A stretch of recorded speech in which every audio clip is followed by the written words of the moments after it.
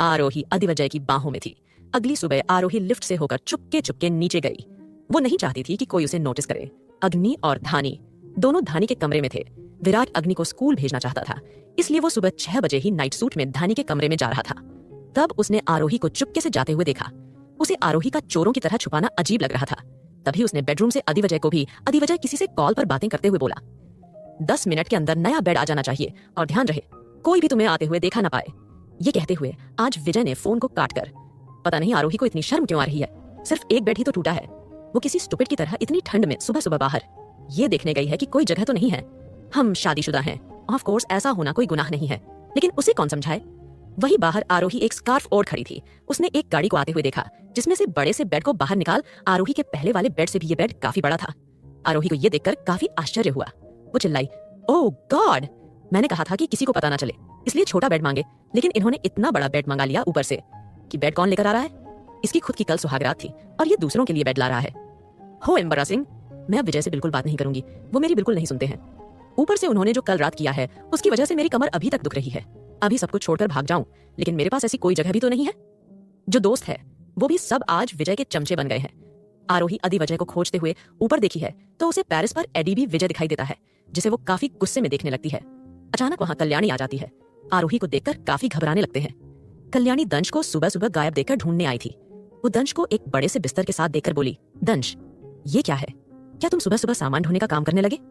दंश बोलने लगा, लेकिन आरोही दंश से पहले कल्याणी के सामने आई और बोली, अरे वो कल्याणी, तुम लोगों की शादी हुई थी ना, और मैंने कुछ अच्छा गिफ्ट नहीं दिया, तो सोचा तुम लोगों के लिए एक अच्छा सा बेड ऑर्डर कर देता हूँ, और इस बेड की डिलीवरी आज ही हुई है।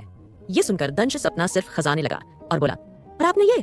इतने में आरोही चिल्लाकर बोली, चुप चुप हो जाओ, एक्सेप्ट करना ही होगा, समझे कल्याणी, सॉरी, मैंने सुबह सुबह तुम्हारे पति को यहाँ बुला लिया।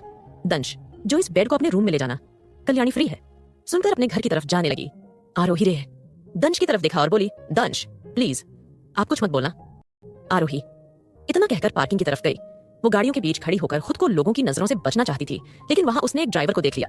ड्राइवर को देखकर आरोही ने पूछा, आप कहाँ जा रहे हैं। ये सुनकर ड्राइवर बोला, मैम साहब, वो सबने बोला है कि वो कहीं जाना चाहते हैं। ये सुनकर आरोही ने कहा, लाइए मुझे चाबी लाइए, इस गाड़ी की मैं कहीं जाना चाहती हूँ। ये सुनकर ड्राइवर ने गाड़ी की चाबी आरोही को दे दी। आरोही को थोड़ी बहुत ड्राइविंग आती थी, इसलिए वो सुबह सुबह गाड़ी को लेकर वहां से निकल गई। आज विजय जब पार्किंग में रेडी होकर आया तो उसे ड्राइवर दूसरी गाड़ी के साथ खड़ा मिला। अधिवजय ने पूछा, मेरी नई गाड़ी कहाँ है, तुम उसे क्यों नहीं लेकर आए। ये सुनकर ड्राइवर बोला, साहब वो आरोही, मैं साहब उसे गाड़ी को लेकर कहीं गई है।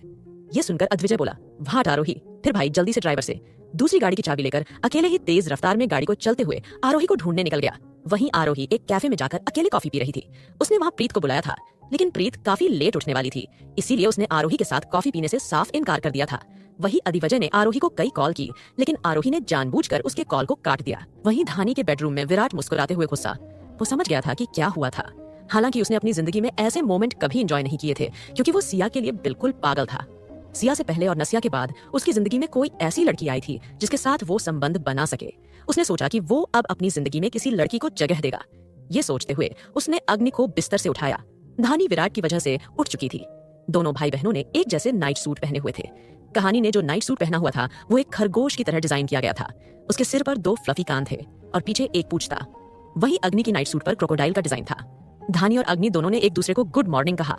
अग्नि ने विराट का हाथ पकड़ा और वो नीचे उतर गया। धानी ने मुस्कुराते हुए विराट को देखकर कहा, चाचू क्या आप। ये सुनकर विराट ने उसे अपना हाथ दिया। बिस्तर से उतरते हुए धानी ने अचानक से विराट के गाल को चूम लिया और उसे गुड मॉर्निंग विश किया। गुड मॉर्निंग चाचू। विराट को धानी कैसे जेस्चर की आदत नहीं थी, इसलिए वो थोड़ा ऑकवर्ड महसूस कर रहा था। फिर उसने दोनों बच्चों से नहाने के लिए कहा। जाने के उसे कमरे में 2 बाथरूम थे, इसलिए दोनों बच्चे अलग अलग नहाकर जल्दी से नीचे आ गए।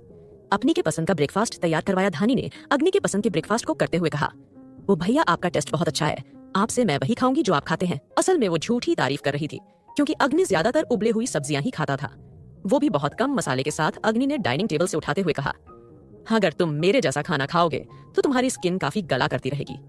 बिल्कुल मामा की तरह है ना भैया, धानी ने पूछा। अग्नि बोला, हाँ बिल्कुल। इस पर धानी कंफ्यूज होकर बोली, लेकिन भैया मामा तो ऐसा खाना बिल्कुल नहीं खाती हैं, वो तो बहुत ऑयली खाना खाती हैं।